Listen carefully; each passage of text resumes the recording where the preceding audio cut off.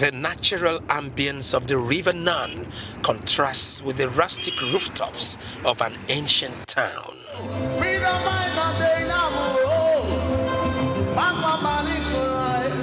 This is Kiyama, hometown of Isaac Boro, who was born on the 10th of September 1938 in Oloibiri, present-day Ogbia Council area of Bayelsa State.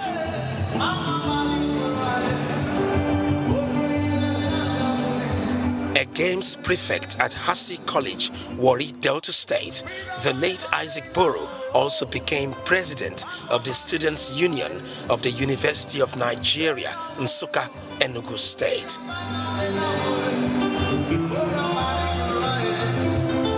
As a graduate, the native of Kolokma-Opokma Council area was unhappy with the status quo and sought for social justice and equity. He believed that the people of the Niger Delta deserve a better share of oil proceeds from the region.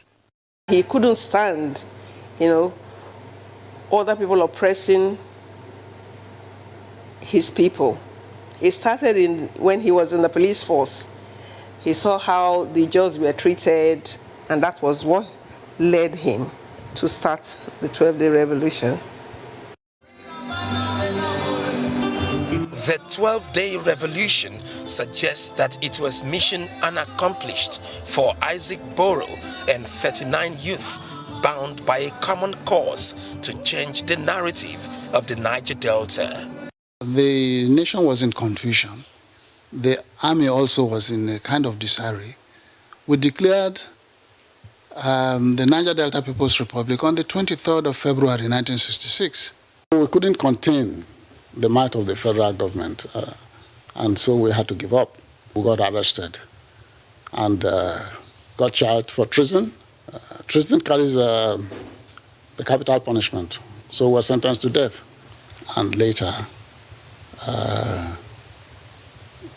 gave us a pardon.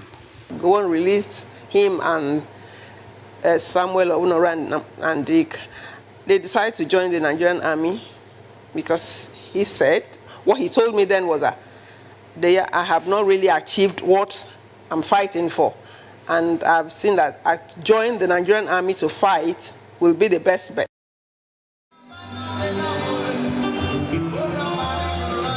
Isaac Adaka Boro fought on the side of the federal government of Nigeria to sustain its unity and was killed in active service under mysterious circumstances in Ogugbolo local government area of Rivers State in 1968. 53 years later, voices of discontent are getting louder despite attempts by the government to pacify the region with the creation of the Niger Delta Development Commission was established on the 5th of June 2000. The Ministry of Niger Delta Affairs on the 10th of September 2008, while the Presidential Amnesty Office was introduced in 2009. We have a situation where Boro was against. Kano has 44 local government, Bayelsa has 8. Bayelsa is bringing something that is being shared. Bayelsa takes 8, Kano takes 44. It doesn't make sense. In what could be described as a marked departure from the armed struggle of the past, the Ijaws are now adopting the intellectual approach to solving problems in the Niger Delta. We celebrate him and other heroes that stood for the Niger Delta. We just believe that we have to do something a bit different. We have taken this approach to intellectually engage. We will not be violent, but we will press on intellectually until we will squeeze the juice out of any person that resists these developments that we are calling for. In recent times, the word restructuring, whatever the interpretation, has been the subject of national discourse. Governors of the 17 states in southern Nigeria and their representatives in the National Assembly have taken a stand in support of restructuring and true federalism.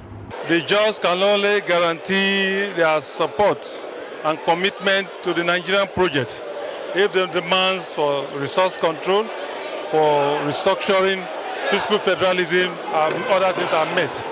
If we have policies that ensure justice, equity, and fair play to all the job people, if we are giving a right, if two more states are created for the job people, if not, a job nation might do the same thing that others are doing. 5 decades after Isaac Boro joined his 4 peers, the Niger Delta is still plagued with the challenges of environmental pollution, poverty, and underdevelopment. But taking the conversation further, insecurity is gradually becoming a hydra-headed phenomenon in the country, leading to calls for secession by some ethnic nationalities. But like Isaac Boro, the dreams of the founding fathers is for Nigeria to remain one indivisible nation. Ufiyetime George, Arise News.